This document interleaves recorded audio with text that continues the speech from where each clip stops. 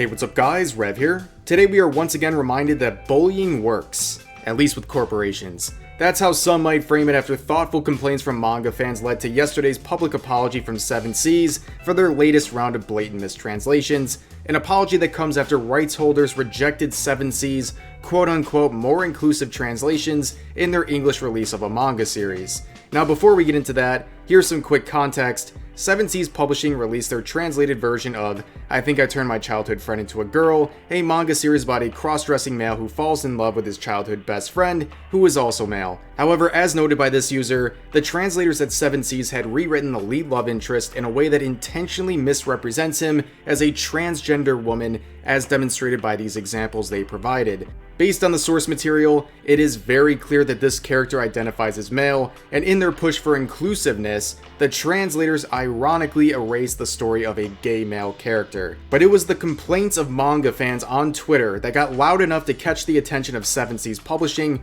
who about a month ago stated that they were looking into the situation. And during this time, perhaps it was unsurprising to see this infamous localizer coming to the defense of these mistranslations, stating, "I know the translator, and they've done their homework on this series, reading future volumes, consulting with trans people, and working hard to make sure it's as accurate as possible. Shame on those listening to one rando and trashing it. I fully support this translator."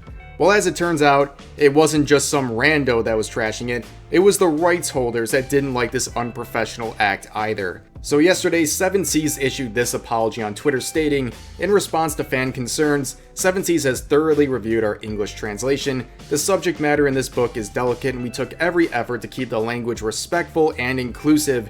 However, after discussing the matter with the rights holders, we realized that our edition differs in certain details from the author's intent.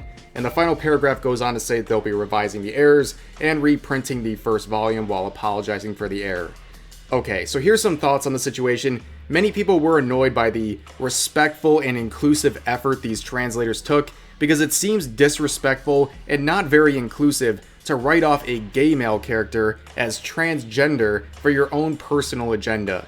But the heart of this issue begins with 7 Seas Publishing, so you have to give them credit for correcting the mistake and apologizing, and after all, it was the translators who made the error, 7 Seas just published it. And it is a victory, albeit a small one, that they had to take the time and resources to fix and reprint this volume. However, the problem is that this is the 5th or 6th time that 7 Seas has had to issue a public apology and correction for blatant mistranslations in the products they publish. If they are truly sorry and want to improve as a company, they need to make real changes and start holding translators routinely making these errors accountable for what they're doing. Because these days, it appears that some translators and localizers have gotten way too comfortable with the unprofessional behavior that has landed 7 Seas in this mess. One thing I can say is anime fans, manga fans, viewers of this channel, keep speaking up and pushing for more honest and accurate products, because it seems that they can't ignore valid criticism anymore. But that's going to do it for this video. Hope you all enjoyed, and I'll see you guys next time.